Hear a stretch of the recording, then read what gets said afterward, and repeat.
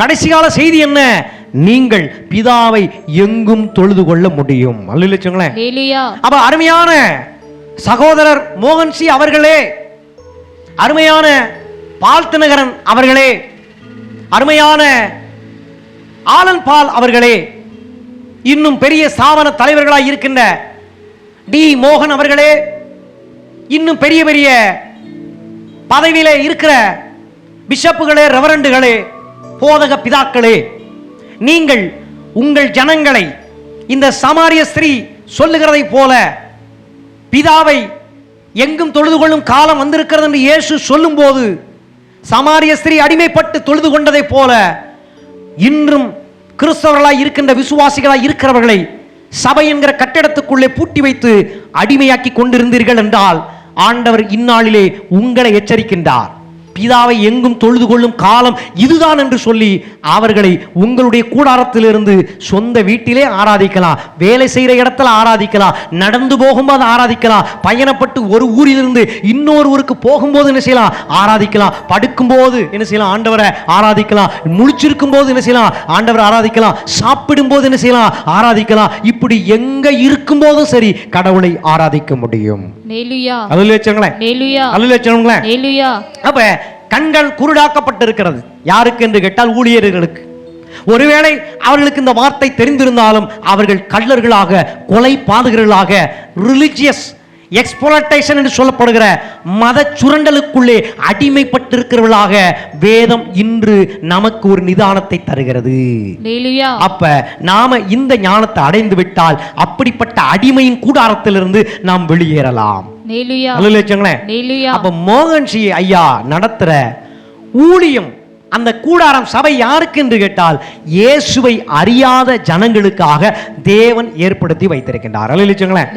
பால் தினகரன் ஐயா மூலமாக ஆங்காங்கே பப்ளிக் மீட்டிங் போட்டு அவங்க சுவிசேஷ கூட்டங்கள் நடத்தி கொண்டிருக்கிறார்கள் என்று சொன்னால் அது யாருக்கான கூட்டம் என்று கேட்டால் ரட்சிக்கப்பட்டிருக்கிற கிறிஸ்தவர்களுக்கான கூட்டம் அல்ல.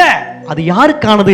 தேவனை அறியாத, உண்மையான கடவுளை அறியாத புறஜாதி மக்களுக்காக நடத்தப்படுகிற கூட்டங்கள்.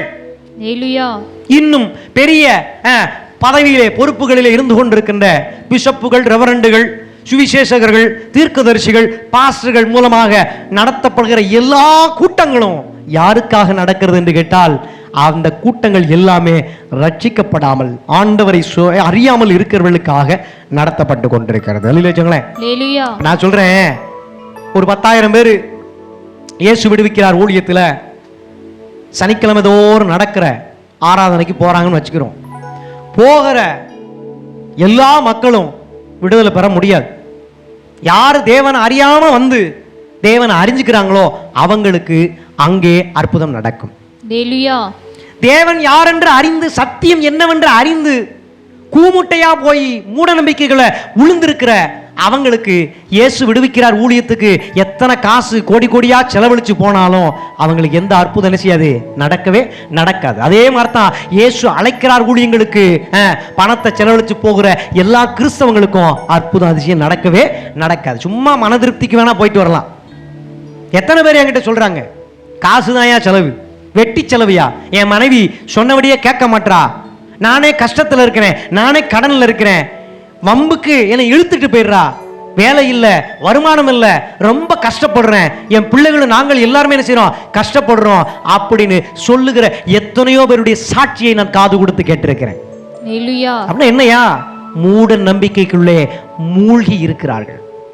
புறஜாதிகள் செய்கிறதை போல செய்து கொண்டிருக்கிறார்கள். கற்றுக் கொடுக்க வேண்டியவர்கள் என்ன செய்கிறாங்க? பொய்யை சொல்லிக் கொண்டிருக்கிறார்கள், அடிமையாக்கி கொண்டிருக்கிறார்கள்.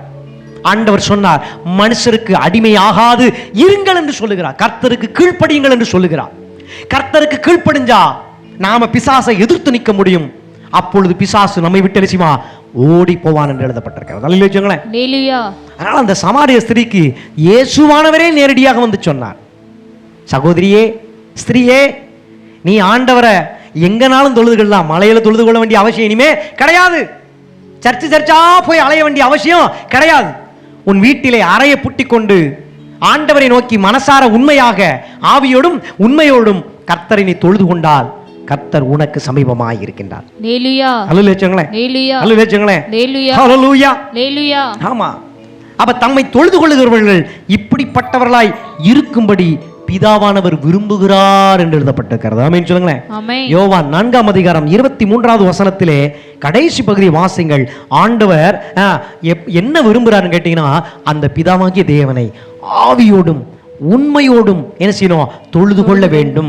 இப்படிப்பட்ட தொழுது கொள்ளுகிற கூட்டத்தை தான் ஆண்டவர் இந்த கடைசி நாளில் விரும்புகிறார் என்று எழுதப்பட்டிருக்கிறது. ஆமென் சொல்லுங்களேன். ஹalleluya. God's expectation, we have to worship in the truth என்று எழுதப்பட்டிருக்கிறது ஆங்கிலத்தில். ஹalleluya சொல்லுங்களேன். ஹalleluya. at the same time என்ன செய்யணும்? நாம் ஸ்பிரிட்டோடு கூட என்ன செய்யணும்? கடவுளை என்ன செய்யணும்? ஆராதிக்க வேண்டும் என்று எழுதப்பட்டிருக்கிறது. ஆமென் சொல்லுங்களேன். ஆமென். கர்த்தரை ஆவியோடும் உண்மையோடும். ஆவி என்றால் இருதயார்த்தமாக, உண்மை என்றால் வேத வசனத்தோடு கூட கடவுளை தெரிந்து கொள்ள வேண்டும். ஹalleluya.